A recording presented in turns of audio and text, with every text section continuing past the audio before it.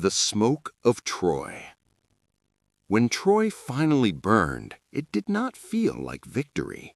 The wooden horse had done its work. The gates were opened from within. Fire climbed the towers that had stood for 10 years. Screams filled the night. Warriors, mothers, children. Bronze flashed. Blood soaked stone. Odysseus stood among the ruin he had engineered. This was his idea. His mind had conceived the horse. His patience had sustained the lie. His strategy had ended the war. Men would sing of it for centuries. But in the glow of the burning city, there was no music, only smoke. He had been away from Ithaca for 10 years. 10 harvests, 10 winters, 10 years of his son growing without him. Telemachus had been an infant when he left. Now the boy would be nearly a man. And Penelope, he allowed himself only a moment to think of her. The curve of her voice, the steadiness in her eyes, the intelligence that matched his own. War had hardened him. Home softened him. And so he gathered his men, 12 ships, warriors who had followed him through a decade of siege. "We sail at dawn," he told them. He thought the worst was behind them. He was wrong. The first mistake. Their first stop should have been harmless. Ismarus, city of the Cicones. A raid, quick spoils, a final assertion of dominance before returning home. But victory had made the men reckless. Odysseus warned them to leave quickly. They did not. They drank, they looted, they lingered. And at dawn, reinforcements came. The beach became a slaughter. Men who had survived 10 years of Troy died on foreign sand because they could not leave soon enough. Odysseus watched bodies carried back to ships. Already the cost of returning home had begun. The taste of forgetting. Days later, they landed on a quiet shore. The air was gentle, the people peaceful. The lotus eaters offered fruit, sweet, fragrant, golden. Men who tasted it forgot. Not just pain, not just war. They forgot Ithaca. They forgot wives, fathers, sons. They lay in the sand smiling, unwilling to move. Odysseus felt something colder than fear. He dragged them back to the ships by force. Because sometimes the most dangerous thing is not violence, it is comfort that erases purpose. He ordered them tied down until the haze passed. Already he understood the journey home would not simply be distance, it would be resistance. The cave. The island of the Cyclopses rose from the sea like bone from flesh. Curiosity undid them. They entered the cave of Polyphemus expecting hospitality. Greek custom demanded it. Instead, the door sealed shut behind them. The Cyclops returned at dusk, huge, one eye, the smell of sheep and blood clinging to him. He did not ask their names. He lifted 2 men and smashed them against stone. The sound haunted Odysseus for years. Brains, bone, silence. They were food. Odysseus did not sleep that night. Strength would not save them, only mind. He offered wine, strong, undiluted. When the giant slept, they drove a sharpened stake into his eye.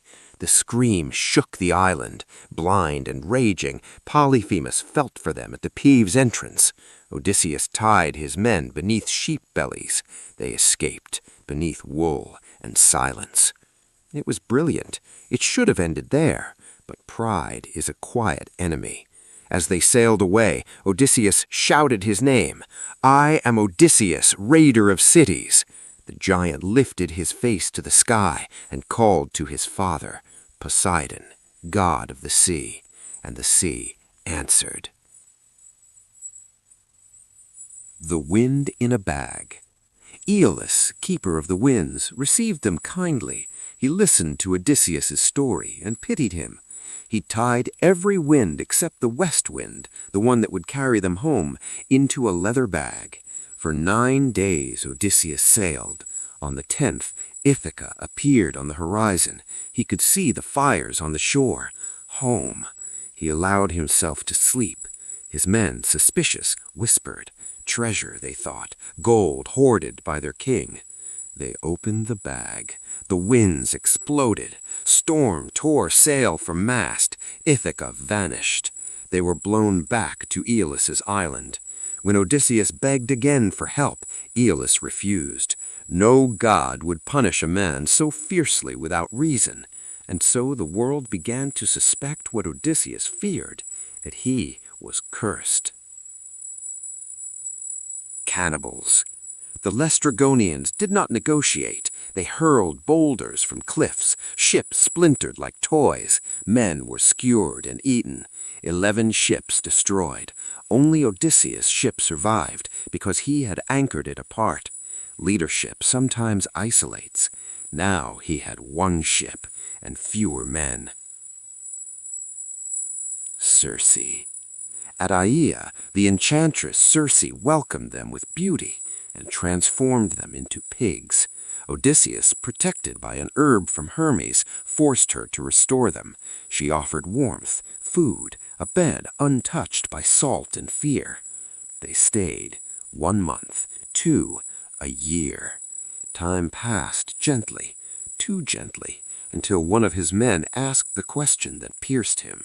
"Do you still want to go home?" He did, but he had almost forgotten the urgency of it. Comfort delays destiny. The land of the dead. To go forward, he had to go backward. Circe told him he must consult the prophet Tiresias in the underworld. Odysseus sailed to the edge of the world and poured blood into a trench. The dead gathered, whispering, reaching, among them his mother, Anticlea, dead from grief. He had not known. He tried to embrace her. His arms passed through mist. That is what absence becomes. He spoke to Achilles, the greatest warrior of Troy. Achilles said, "Do not glorify death. I would rather be a poor servant alive than king of all the dead."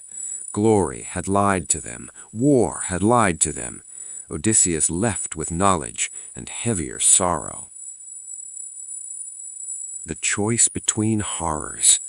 They sailed past the sirens. Their song promised knowledge, understanding, the end of longing. Odysseus ordered himself tied to the mast. He screamed to be released. His man rowed harder. Desire does not disappear because you resist it. You endure it. Then came Scylla and Charybdis, a 6-headed monster on one side, a devouring whirlpool on the other. He had to choose. He steered closer to Scylla. 6 men were plucked screaming from the deck. He did not tell them beforehand, because sometimes leaders carry guilt alone.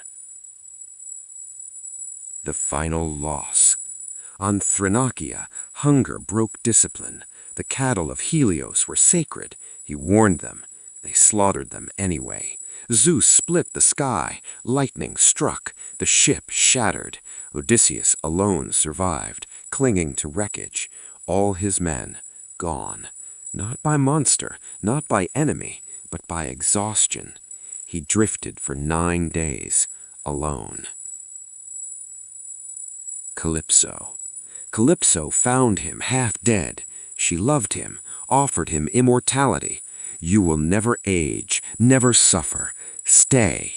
He wept on her shore for 7 years, not because he hated her, but because eternity without home is another kind of prison. Immortality means nothing if it erases who you belong to. He chose mortality. He chose Penelope. He chose struggle. The woman who waited.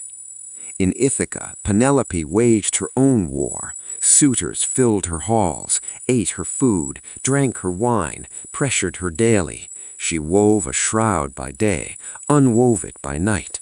3 years of resistance stitched in silence. Telemachus grew under insult, without a father. The absence of a man shapes a household. The beggar king. When Odysseus returned, Athena disguised him as a beggar. He walked his own halls unrecognized. Loyalty had to be tested. Even Penelope doubted. Trust cannot survive 20 years untouched. When he revealed himself, violence followed. The suitors died where they stood. Blood washed the floor of home. Victory again, but quieter, older. He stood before Penelope. She tested him one final time, mentioning their bed, a bed carved from a living olive tree, rooted in the earth. He reacted with outrage. It could not be moved. Only he knew that, and so she knew him. Recognition is sacred. The cost. He had made it home, but not unchanged.